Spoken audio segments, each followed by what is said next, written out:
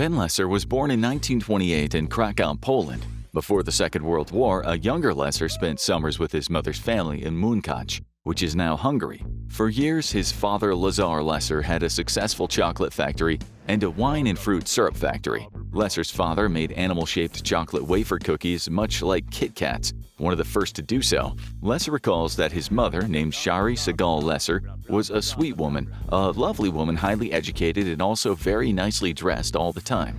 He remembers waiting with his siblings for his father to come home from the factory to search his pockets for sweets. Lesser lived at a time that felt relatively safe and secure, at least until the Nazi tanks rolled into his hometown. What came next was a horrifying, life-altering series of events known as the Holocaust, which somehow the young boy named Ben Lesser survived. When you think of the Holocaust, you might think of famous stories of Holocaust survivors and victims. You might have read The Diary of Anne Frank, which chronicles the tale of a 13-year-old girl who was forced into hiding and ultimately died in a concentration camp. Or Night, a Nobel Prize-winning book about Holocaust survivor Elie Wiesel's experiences in the Auschwitz-Birkenau concentration camp, the largest of the complexes where 1.1 million people were systematically murdered over a span of 5 years. Today, we'll explore a similarly awe-inspiring story of one boy's experience in surviving 4 concentration camps during the Holocaust that you might not have heard before. The story before us today is that of Ben Lesser, born in 1928, who is currently 95 years old as of 2024. Lesser survived Auschwitz, a 7-week death march, and the notorious 3-week death train from Buchenwald concentration camp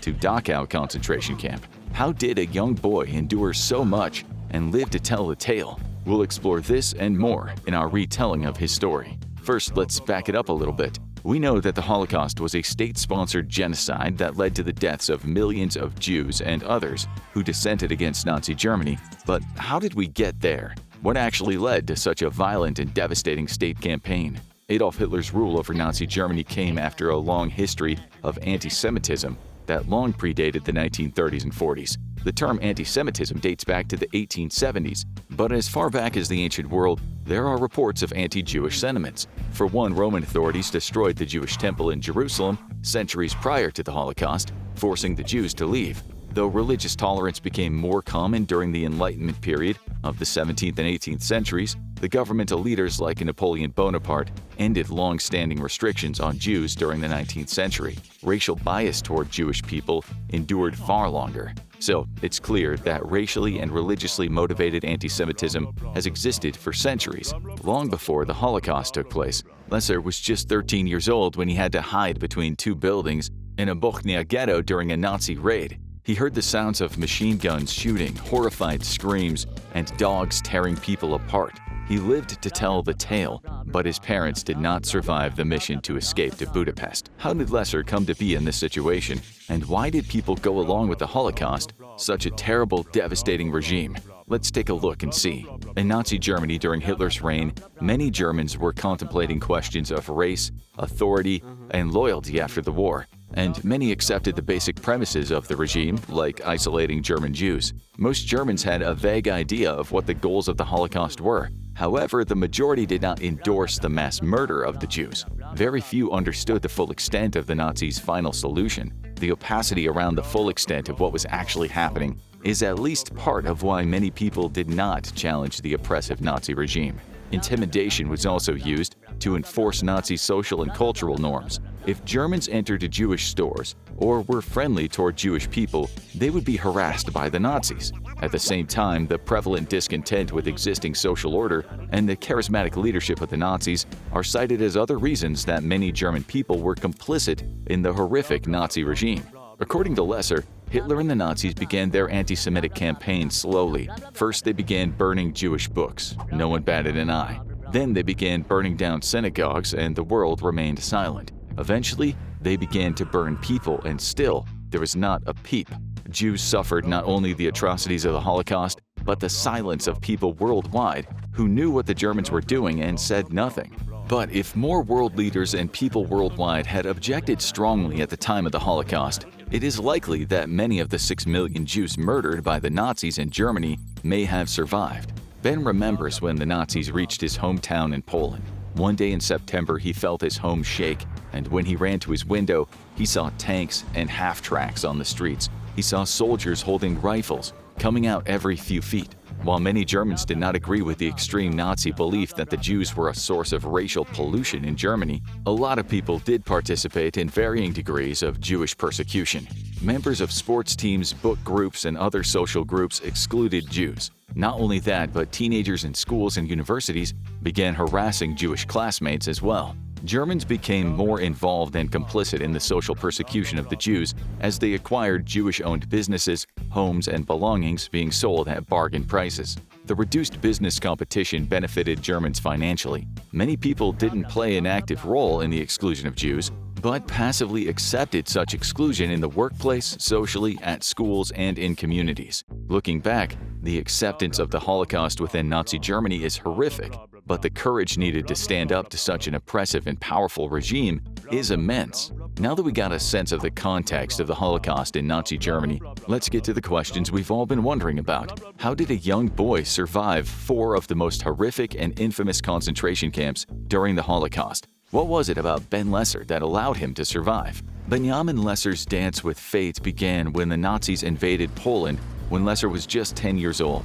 Lesser recalls that the Nazis came in and pistol-whipped him and his family while they were still in bed, then ransacked their home. As the Nazis with shiny black boots filled their burlap sacks with Lesser's family's valuables, he and his sister heard a scream from the apartment across the hall and ran toward the yelling. They found a Nazi swinging their neighbor's baby upside down by its legs, telling its mother to make it stop crying.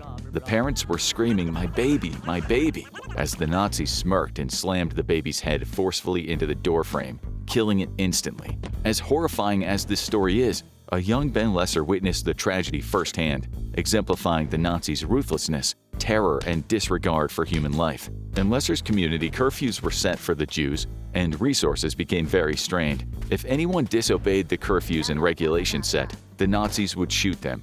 Most Jews in Poland living near Lesser were displaced to the Krakow ghetto. Young Ben and his family opted to leave the city, fleeing after the ordinance was passed by the Nazis. The ordinance stated that Jews had to move out of the city of Krakow or move into the ghetto, where 15,000 Jews were packed into an area previously inhabited by just 3,000 people. Michiel, the man who intended to marry Ben's older sister Lola, offered the Lesser family a chance to leave town.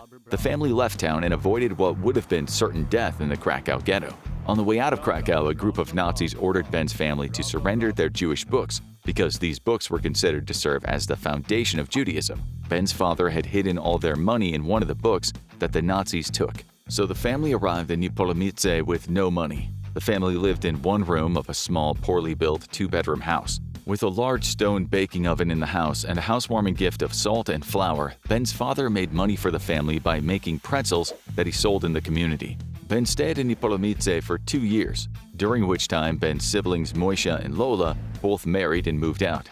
Ben and Tuli were the only 2 children left in the apartment. In 1943, the family learned of an upcoming Nazi pogrom, in which the Nazis were to bring mass destruction, immediate execution to those found in hiding, and deportation to concentration camps. His parents arranged for transportation in a coal truck out of the city to the closest town, Bochnia. Michiel again arranged escape in an apartment in the Bochnia ghetto, a city notorious for anti-Jewish brutality, especially against children, as the Nazis sought to eliminate as many children as possible. The same night that the Lessers left Niepołomice, all those in the Jewish residences discovered by the Nazis were murdered. So once again, Ben narrowly avoided death. In Bochnia, Ben and his brother Tuli and their parents moved into a single room with 8 strangers already living there. There was no privacy, and every day Ben and other men in the home did manual labor, like digging ditches. If they worked, they would receive barely edible rations from the Nazis. Each night, the Lessers and their roommates slept on blankets thrown over straw on the floor,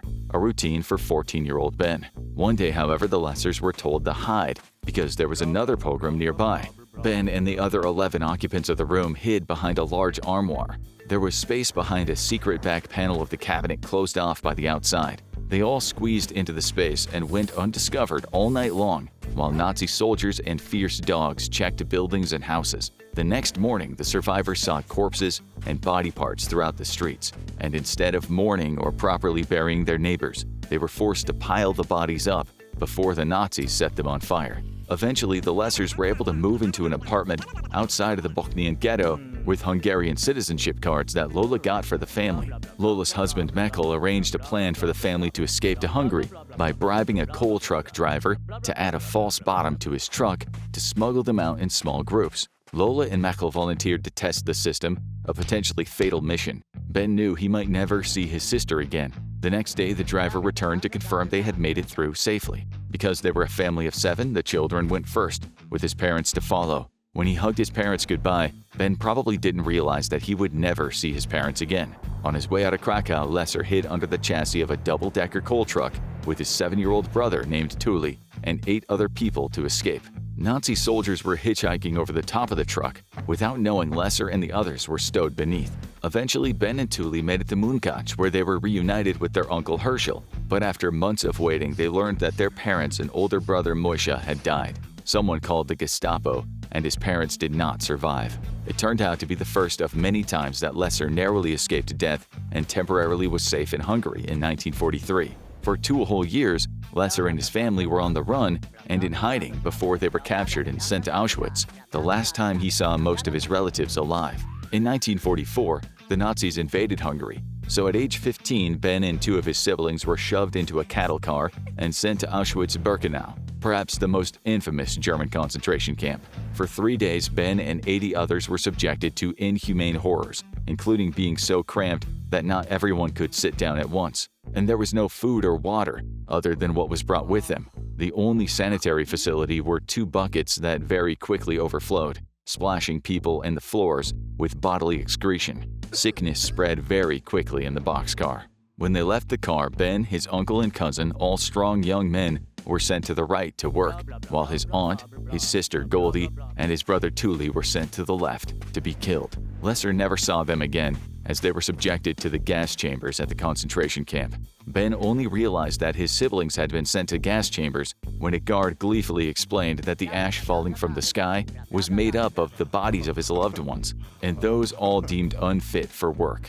When he was in line, Ben told the doctor that he was 18, healthy, and could work despite the fact that he was just 15 and a half. The doctor was actually the horrific, infamous Dr. Joseph Mengele, remembered in the history books as the Angel of Death. Mengele was notorious for killing his victims in gas chambers and for performing horrific, inhumane medical experiments on Jewish prisoners. Despite his encounter with Mengele, Lesser defied all odds and survived. In the camp, Ben's hair was cut, and he was sprayed with the toxic pesticide DDT, obtained striped clothes and wooden clogs, and was given a wooden disc inscribed with the number 1212, his new non-human identity. In the concentration camps, murders were primarily carried out through mass shootings and poison gas. Others died from starvation, abuse, exhaustion, and participation in deadly medical experiments. The food included bread made of sawdust and fake coffee, as well as soup made with bits of garbage. Sometimes the food contained rats or pieces of shoe leather. Many Jews tried to escape but were unable to survive in hiding due to a lack of money to pay helpers and the risk of denunciation, while the possessions and homes of murdered Jews were redistributed to non-Jews and German occupiers. Lesser was one of the few lucky to survive the concentration camps, though he was made to work in forced labor conditions that led to many deaths due to abuse and exhaustion. In the concentration camps, the conditions were terrible. Starvation was widespread and constant. Ben was also eaten up by bed bugs. He says that all he had was hope during the Holocaust, as none of the guards showed the slightest bit of compassion. Ben remembers murderous dogs, whips and screams, mountains of skeletal corpses, lice, vermin, standing for hours in freezing cold roll calls, and much more happening during his time in the camps. He remembers seeing marshes where the Nazis made Jewish prisoners dump tons of human ashes, fire pits where bodies, sometimes still alive, were dumped and incinerated when crematoriums were not able to process bodies fast enough. At the Dernhau labor camp, there was one day where 3 inmates escaped while the laborers were working in a quarry. To deter future potential escapes, the remaining prisoners were punished harshly. After a long day of work, the inmates were made to line up in rows of 5 and were counted and recounted instead of being allowed to get rations and sleep. Because they were filthy, exhausted, and starving, the prisoners could barely stand. The commandant came down and ordered his inferiors to pull out every 10th person in line to receive lashes. As they counted and pulled people from the line, Ben realized his uncle would be number 10. Knowing his uncle couldn't survive a beating at his age, Lesser switched places with him. The commandant ordered 2 inmates to bring down bundles of 1 by 1 inch hardwood stakes that were approximately 2 feet long and had razor-sharp edges meant to inflict maximum pain. The commandant came down with a drink in one hand and a female companion on his arm, and commanded that each 10th man be beaten while standing very close to a sawhorse, a small wooden bench-like structure used to saw wood. The men were to have their bodies arched over the sawhorse without touching it, standing on their tiptoes with their knees bent into the opening of the sawhorse. The men who were beaten had to count out loud while being beaten. If they miscounted, their heels touched the ground, or their bodies touched the sawhorse, they had to start over from 1 again. 3 men were beaten mercilessly before Ben was. One seemed to be an older man but was likely in his 30s. Within seconds of the first blow, the man had a line of blood seeping through his trousers, and he shrieked in agony. He lost count and they started again. The Nazis yelled at him, "Louder! We can't hear you," over and over, until the man collapsed. The commandant walked over to him, kicked him in the face, and screamed in German, saying, "You accursed Jewish pig." He then shot the helpless man in the temple with a revolver. Up next was young Ben. At just 15 years old, Lesser was beaten with 25 brutal lashes at the labor camp. Lesser says he felt like he had some kind of self-hypnosis that allowed his mind to leave his body for a while, feeling determined to live. Somehow he made it, despite all odds, and the silence was deafening. It seemed as though no one expected someone to survive the beatings. The quick-thinking inmate who was holding Lesser's pants for the beatings told him to thank the commandant, which Lesser promptly did. 30 minutes after the beatings, the escapees were caught and hung. Ben and his cousin Isaac were then sent on a 3-week-long, 250-mile death march to Buchenwald, another concentration camp. The death march got its name because if a prisoner could not keep up with the march, they would be mercilessly shot without a thought. Lesser recounted that all day long, as the Jewish prisoners walked, he could hear pops of gunfire, brutally killing those who couldn't continue marching at pace. They had no warm clothes or shoes and were rarely fed, left to brave the harsh weather. Countless men died from gunshot wounds, starvation, exposure, disease, and exhaustion alike. Some Nazi guards passed the time with a horrifying game of target practice on those who were dying or deceased. Lesser ended up in Buchenwald, where he received luxury-like treatment. Ben got bread, soup, and was allowed to shower, and even received clean clothes. But the next morning, Ben, Isaac, and other survivors were again evacuated. Ben was soon sent on what was called a death train.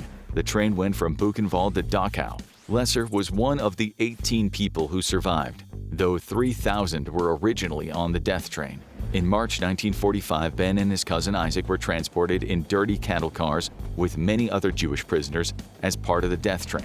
Ben had to lead his cousin to the back end of the car so they could support themselves against the wall due to their weakness from starvation and abuse. When bread was thrown into the cart, Ben and his cousin were the farthest from it, and Ben had to climb over a heap of other passengers to get food for them both. In the process of getting some bread, Ben was stabbed in the chin and was punctured through his chin into his mouth. He had a gaping hole in his face that bled profusely, and Ben could only tear off a piece of his trousers to bandage the hole. This was just the first day of a brutal 4-week-long trip.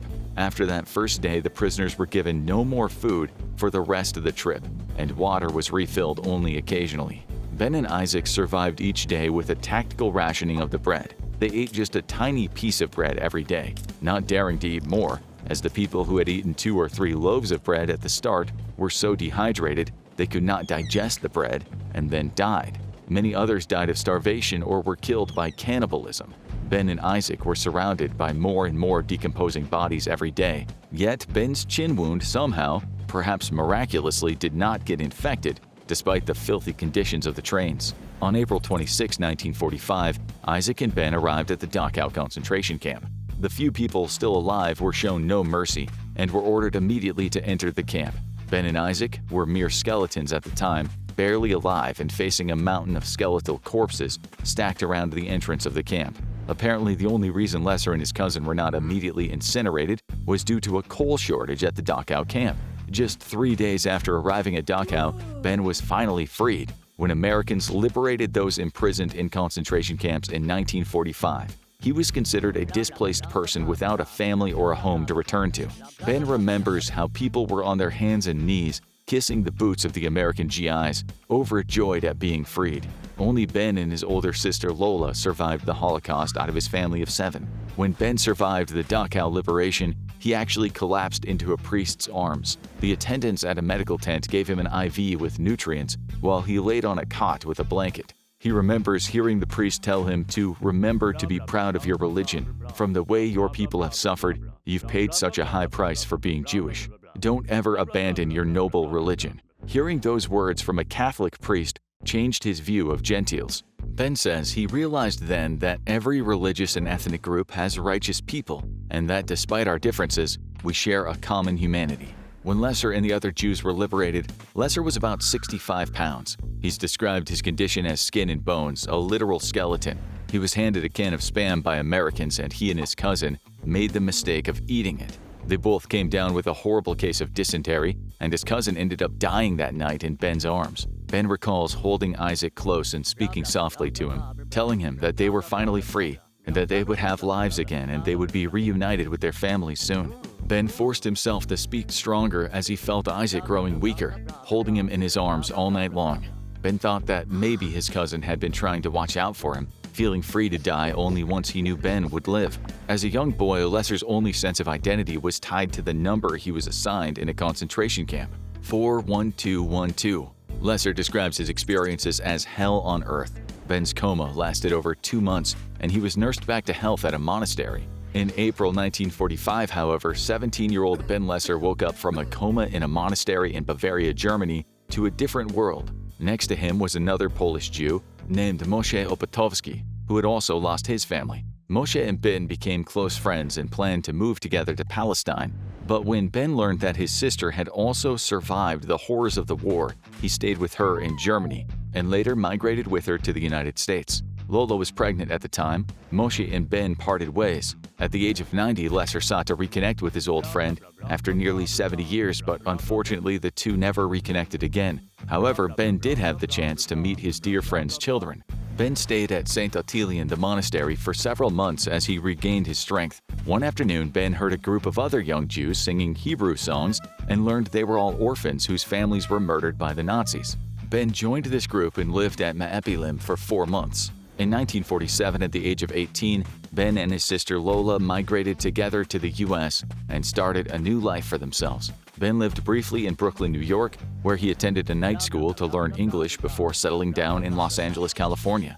Lesser built a successful real estate career and retired in 1995, achieving the American dream with a family of his own, including 2 daughters named Sherry and Gail. Ever since, Ben has been devoted to ensuring that all people remember the Holocaust. He currently lives with his wife, Jean, in Las Vegas. Ben Lesser is a true embodiment of resilience and determination.